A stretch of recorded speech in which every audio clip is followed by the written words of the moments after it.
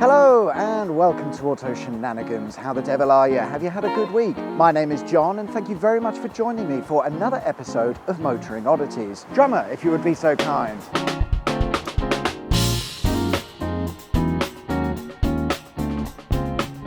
Today's episode brings us to Surrey, and it's quite nice here. There's a lot of woodland. However, it's not really the sort of county for a peasant like me, because outside of London, it's pretty much the most expensive place to live in the UK. And indeed, I keep getting that look from the locals as if to say, why the fuck are you here? Take the small town of Hindhead, for example. There's a pub, a shop, a collection of overpriced independent businesses, and yet the average price for a house in Hindhead is £695,000 or 13.3 million Nambian dollars. Anyway, that's just a little bit of filler designed to bring us on to the main point of today's video, the Hindhead Tunnel, the UK's longest road tunnel. The tunnel was actually 10 years old in July last year. Perhaps you missed the celebrations due to a little bit of a virus. However, don't worry, there wasn't a big party or anything like that, just a small work gathering over wine and biscuits.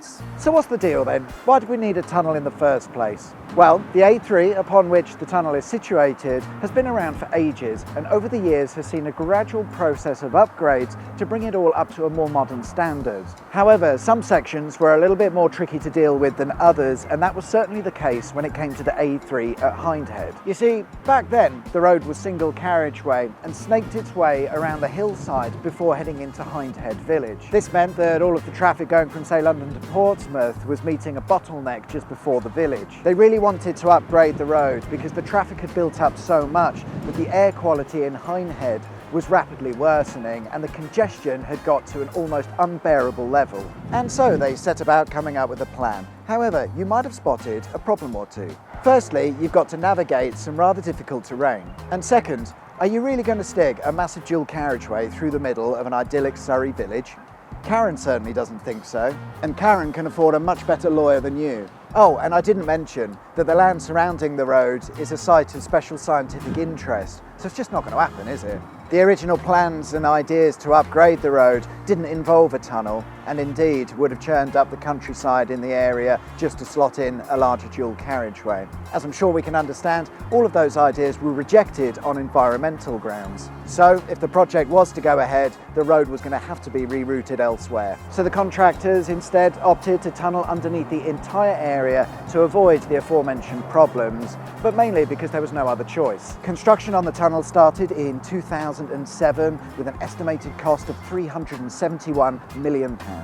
I don't know what that is in Nambian dollars, sod that. It wasn't built using a tunnel boring machine, or TBM, as you might expect, and was in fact dug out with mechanical diggers. This worked out cheaper, as using tunnel boring machines is only really cost effective when building tunnels that are, say, over 1.6 miles in length. Due to the construction methods used, it resulted in the tunnel having a horseshoe shape rather than a round bore. The Hindhead Tunnel opened in 2011, much to the delight of the local residents who had put up with heavy traffic jams and air pollution for years. Poor bastards in their big expensive houses. A month before opening the tunnel, guests and local residents were invited to walk the entire length of the tunnel before, of course, it was open to traffic a little bit later on. At 1.14 miles long, it's the longest tunnel we've got in good old Blighty.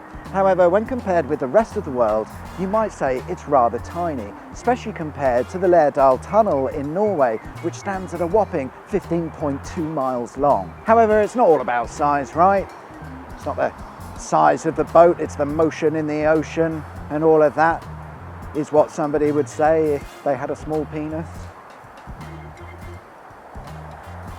It turns out, despite reservations due to cost, the project has been a complete success. The town of Hindhead, or is it a village or is it a town? The village of Hindhead has now been freed of the heavy goods vehicles and sales rep saloons that plagued its high street before, and can now enjoy a quiet life free of congestion and far lower air pollution. Hooray for Hindhead! The road was rerouted, and where there were once traffic jams now sits a picturesque piece of Surrey countryside that conceals the old difficult A3 as a distant memory. But what of the old A3 that was left behind after the construction of the tunnel? Check out this video here, because we've already had a look around the remains of the old A3, which is now buried under soil excavated whilst digging out the tunnel. That's all for today, guys. Thanks very much for watching. If you liked this video, then there's a button specifically for that, and if you wouldn't mind helping me out with that all-important subscribe, it would be much appreciated. Until next time, enjoy your week, whatever it is you get up to. My name's John, you've been watching Auto Shenanigans, and I shall see you guys next time for another exciting episode of Motoring Oddities. Take care, bye-bye. And I shall see you guys next time for another exciting episode of Windy Camera. Oh, this is not as flat as I realised, as I thought. Jesus Christ. Not getting up again. The reason for this is it was cheaper.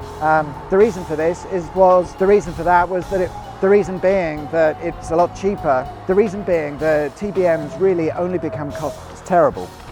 Now sits a picturesque piece of Surrey. Now sits a picturesque piece. I can't say it. Now sits a picturesque piece of. The sun is in and out today, which is going to have to deal with the changing of exposures as we go along.